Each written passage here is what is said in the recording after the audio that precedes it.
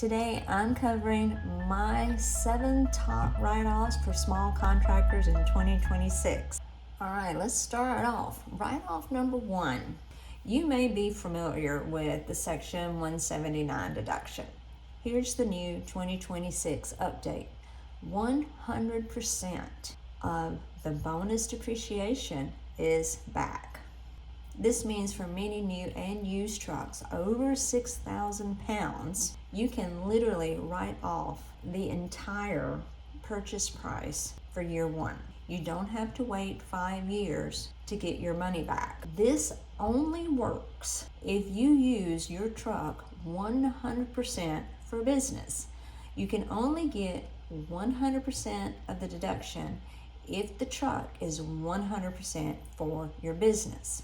Write-off number 2, the de minimis safe harbor.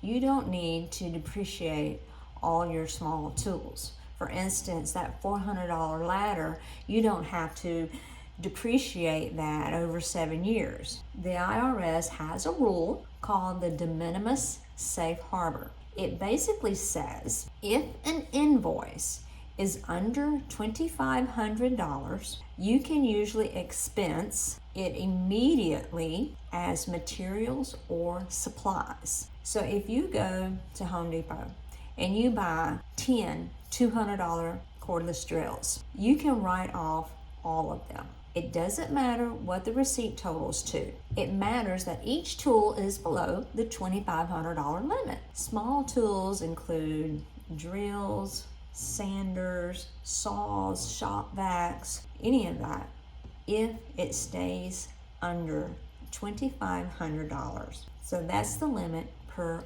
item. There is no annual cap. The only requirement is you must have a consistent accounting policy, meaning you have to treat each of these purchases as expenses on your books and not assets. Okay, moving on down, write-off number 3, clothing and gear. Yes, you can deduct clothing, but the IRS has a streetwear test. If you can wear it to the grocery store, it's generally not deductible. For instance, plain blue jeans, not deductible, even if you do wear blue jeans to work in.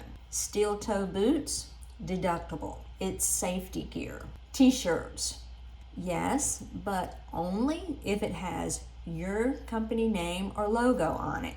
You can't wear t-shirts that have Carhartt or Under Armour as the name and logo. If you buy an Under Armour shirt and have your name and logo printed on it, well then you can wear that and it be deductible. Okay, moving right along. Write-off number 4, contract labor. Any money that you pay to helpers or subcontractors, you can write off. Let's look closely at how this is done. If you pay them more than $600 in a year, you must file a 1099 NEC. If you get audited and you do not have the 1099s on file, the IRS can disallow the entire deduction. This is a very common paperwork trap for contractors. Getting this wrong is the number one reason why legitimate labor deductions get denied at an audit. So let's look at this a little bit closer. What is the 1099 NEC? The 1099 NEC stands for non-employee compensation. It is a tax form you send to the IRS and also to your workers to report how much money you paid to them.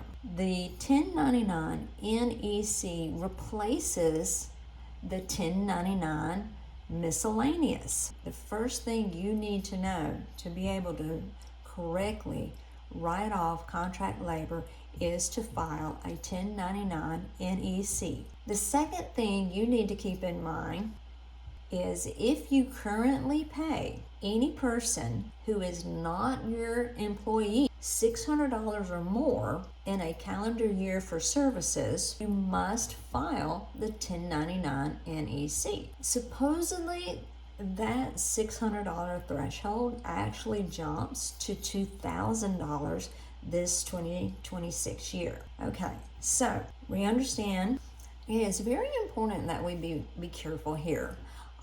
Because this is a way to really get messed up, especially if you pay a lot of subcontractors and you're paying them hundreds, maybe thousands of dollars per project. And if you don't do this correctly, then you may be liable to pay the taxes on all of that money. For instance, let's say you pay a guy called Steve $5,000 to hang drywall. You deduct that $5,000 as contract labor on your taxes. The IRS audits you, and the auditor asks, did you file a 1099 NEC for Steve? If you say no, that auditor can disallow that $5,000 deduction, and you would now owe taxes on $5,000 because you cannot prove that you paid it to Steve. Okay, so one last thing about the 1099 NEC is, who are you going to give a 1099 NEC to?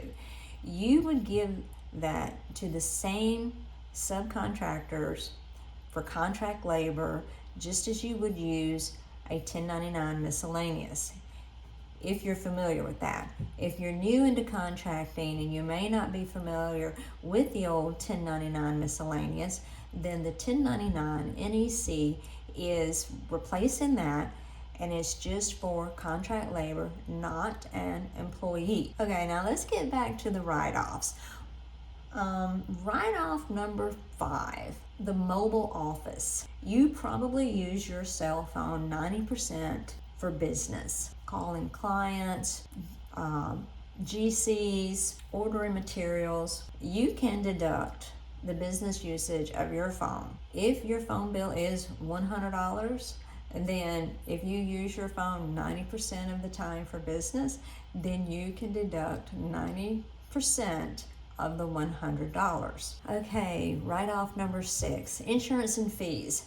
That covers your general liability, your workman's comp. It also covers your state licensing fee, what you have to pay the state to keep your contracting license. And now we come to the last one, write-off number 7, education and training. You can deduct courses and subscriptions that improve your current skills. YouTube Premium, if you use it to learn trade skills, trade magazines, or even traveling to trade shows. All of these are deductible. Okay, just a bonus tip here for you. All of these deductions are absolutely worthless if you cannot prove to the IRS that you paid for them. The IRS doesn't want your bank statements. They want receipts. Okay, there's several ways that you can make receipt tracking easy. Keeping a copy of your receipt is difficult, especially I know in my instances I've had receipts to fade over time, and at the end of the year y'all look at them and the little white receipt is now blank. There's nothing on it because the ink faded on it.